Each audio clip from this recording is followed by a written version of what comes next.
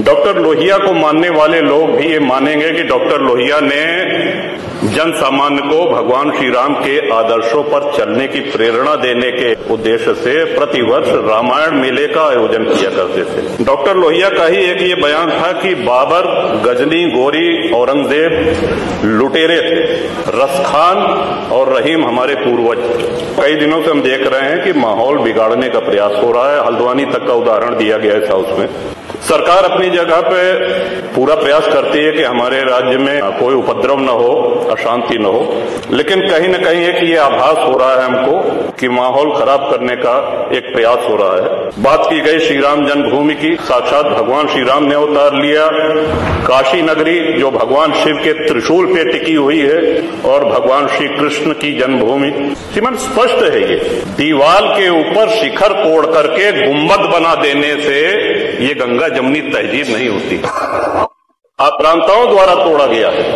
और एक और भ्रम फैलाया जा रहा है, जो व्यास जी के गुफा में जो पूजा हो रही है वो पूजा अनवरत सैकड़ों वर्ष से चलती आ रही है। ये बात बाहर जानी चाहिए श्रीमन। सन 93 में स्थानीय प्रशासन ने रोक लगाया। श्रीमन, उन पुजारी को भी हम प्रणाम करेंगे, 31 वर्ष जिन्होंने चाबी संभाल के रखी कि एक न एक दिन ऐसी सरकार आएगी कि ये ताला खुलेगा और इस चाबी की आवश्यकता।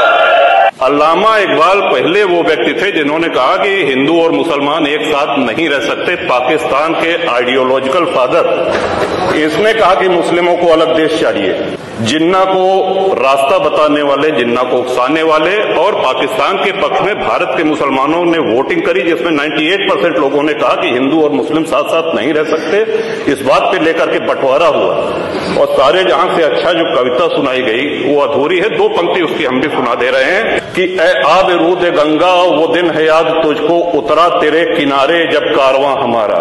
कि गंगा के वो मैदान तुमको याद है जब हमारा कारवां उधर से आक्रांताओं का कारवां आया था। चीनो अरब हमारा, हिंदुस्तान हमारा, मुस्लिम है हम, वतन है सारा जहां हमारा।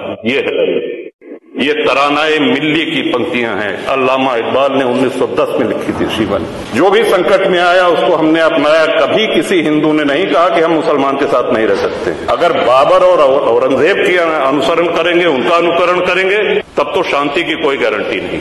और ये हम लोगों का सौभाग्य, इस पीढ़ी का सौभाग्य है कि अपने जीवन काल में भगवान श्री राम के भव्य मंदिर का मेरा ये भी मानना है कि आदि शंकराचार्य के बाद अगर कोई सनातन उत्थान का और हिंदू उत्थान का कार्य कर रहा है तो श्रीमान Narendra Modi. Sampan Bharat News newspaper and electronic media.